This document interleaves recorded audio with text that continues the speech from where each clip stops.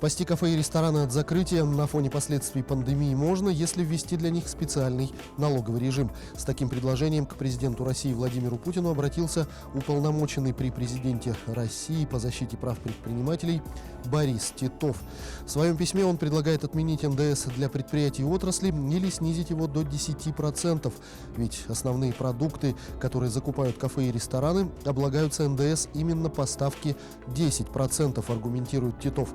Кроме того, для общепита может быть создан специальный налоговый режим на основе упрощенной системы налогообложения УСН «Общепит» с прогрессивной шкалой. Предложенные меры позволят создать условия для сохранения отрасли, привлечения в нее новых инвестиций и обеления рынка, отметил Титов. Российские компании из нефтяной отрасли увеличат выпуск и запасы бензина на нефтеперерабатывающих заводах, что позволит стабилизировать розничные цены на топливо в стране в пределах инфляции.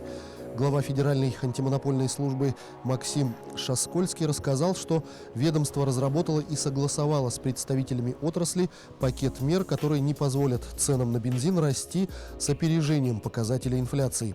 Нефтяные компании по этому вопросу заняли позитивную и ответственную позицию. Шаскольский сообщил, что совместный приказ Министерства энергетики России и Федеральной антимонопольной службы о повышении нормативных объемов реализации топлива на бирже подпишут уже в феврале. Росстат сообщил о сокращении числа бедных в стране. По данным ведомства, в третьем квартале 2020 года доходами ниже прожиточного минимума располагали 18 миллионов 800 тысяч человек, или 12,8% населения страны. Таким образом, по сравнению со вторым кварталом 2020, на который пришелся пик карантинных мер и связанный с ним скачок бедности до 13,5% населения, число малоимущих после отмены большинства ограничений сократилось на 1 миллион 100 тысяч человек. Среди причин снижения уровня бедности Росстат называет значительный объем социальных выплат семьям с детьми и безработным. При подсчетах были учтены выделенные правительством 255 миллиардов рублей в качестве дополнительной социальной поддержки. Тем временем численность безработных в России за 2020 год по предварительным данным составила около 4 миллионов 300 тысяч человек, что на 24,7% выше показателя за 2019 год, говорится в материалах Росстата. Общая доля безработных среди населения трудоспособного возраста в 2020 году составила 5,9%. Численность официально зарегистрированных безработных в декабре 2020 года составила 2 миллиона 800 тысяч человек, в том числе 1,3 миллиона человек получали пособие по безработице.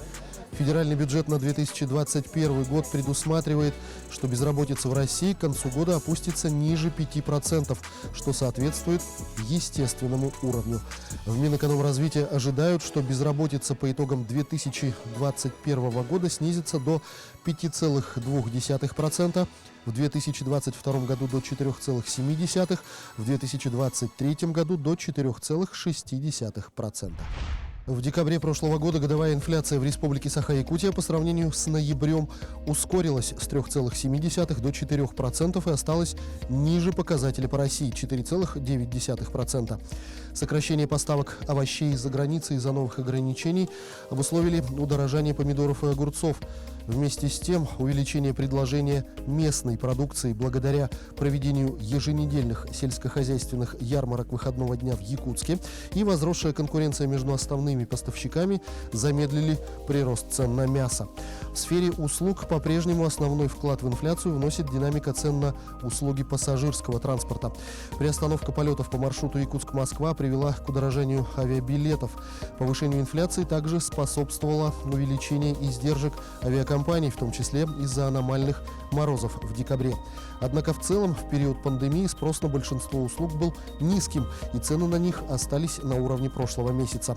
Быстрее, чем в ноябре, росли цены на продовольствие. Как и в целом по стране, из-за меньших объемов урожая сахарной свеклы и подсолнечника заметнее всего дорожали сахар и подсолнечное масло.